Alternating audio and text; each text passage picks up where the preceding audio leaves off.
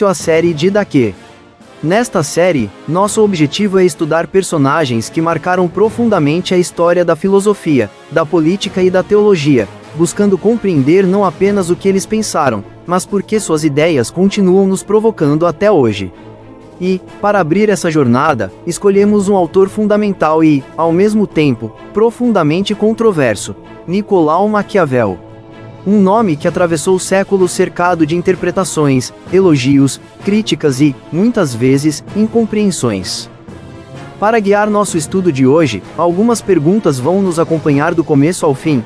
Os fins justificam os meios? Até que ponto um governante deve ser sincero e generoso com seus súditos? E, afinal, quais são os limites da influência de Maquiavel naquilo que hoje chamamos de filosofia política? Essas perguntas não são simples, e talvez nunca tenham respostas definitivas. Mas é justamente nelas que está a força do pensamento maquiaveliano. Niccolo di Bernardo dei Machiavelli, ou Nicolau Maquiavel, nasceu em Florença, em 1469, e viveu em um período marcado por instabilidade política, conflitos militares e disputas de poder constantes. Foi filósofo, historiador, diplomata, poeta e servidor público da República Florentina. Maquiavel é considerado o fundador do pensamento político moderno porque rompeu com uma longa tradição que pensava a política a partir de ideais morais ou religiosos. Em vez de perguntar como os governantes deveriam agir, ele decidiu observar como eles realmente agiam. Essa mudança de perspectiva é decisiva. A professora Maria Isabel Limonge afirma que, com Maquiavel, a política passa a ser pensada a partir do conflito. Ninguém antes de Maquiavel pensou assim. Ninguém depois dele pôde pensar a política sem relacioná-la à questão dos conflitos. E uma vez que, segundo Maquiavel, o conflito é estruturante da vida social e insuperável, compreende-se que o governante já encontre aí bastante trabalho com o que se ocupar. Conservar o reino já é um trabalho e tanto tendo em vista a instabilidade da vida social. Não é um bom timoneiro aquele que consegue evitar que um navio afunde num mar revolto? Não é preciso cobrar dele que, além disso, conduza o navio a um porto paradisíaco. Em Ética e Política no Príncipe de Maquiavel, para ele, o conflito não é um erro do sistema político. Ele é parte constitutiva da vida social. Governar, portanto, não significa eliminar tensões, mas administrá-las. Aqui começamos a responder nossa primeira pergunta: os fins justificam os meios?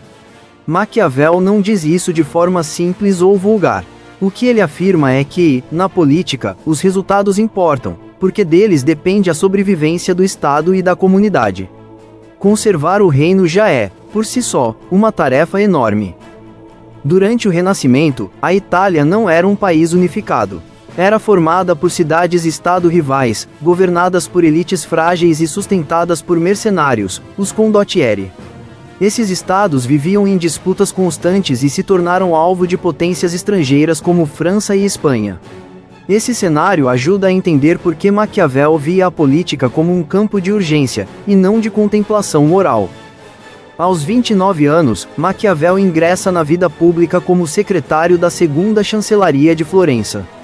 Ele participa de missões diplomáticas, observa reis, papas, exércitos e líderes políticos. Entre essas experiências, destaca-se seu contato com César Borgia. Aqui podemos responder a segunda pergunta: até que ponto um governante deve ser sincero e generoso? Para Maquiavel, o governante não pode depender da bondade alheia. Ele deve parecer virtuoso, mas agir com prudência. A política exige cálculo, não ingenuidade. Após ser afastado da vida política, preso e torturado, Maquiavel escreve O Príncipe. Desde sua publicação, a obra foi acusada de defender a crueldade, a mentira e a violência. Mas Maquiavel não escreve para ensinar alguém a ser mau. Ele escreve para alertar: o poder não funciona segundo os critérios da moral privada. Aqui, mais uma vez, voltamos à pergunta inicial: os fins justificam os meios? Maquiavel diria: os meios devem ser julgados pelos seus efeitos históricos, não por intenções abstratas. Dois conceitos estruturam seu pensamento: virtu é a capacidade de agir, decidir, adaptar-se. Fortuna é o acaso, o imprevisto, aquilo que não controlamos. O bom governante é aquele que, por meio da virtude, consegue resistir aos golpes da fortuna. Isso se conecta à visão de Maquiavel sobre a natureza humana. Os homens tendem a agir em benefício próprio. Por isso, imaginar estados perfeitos é inútil.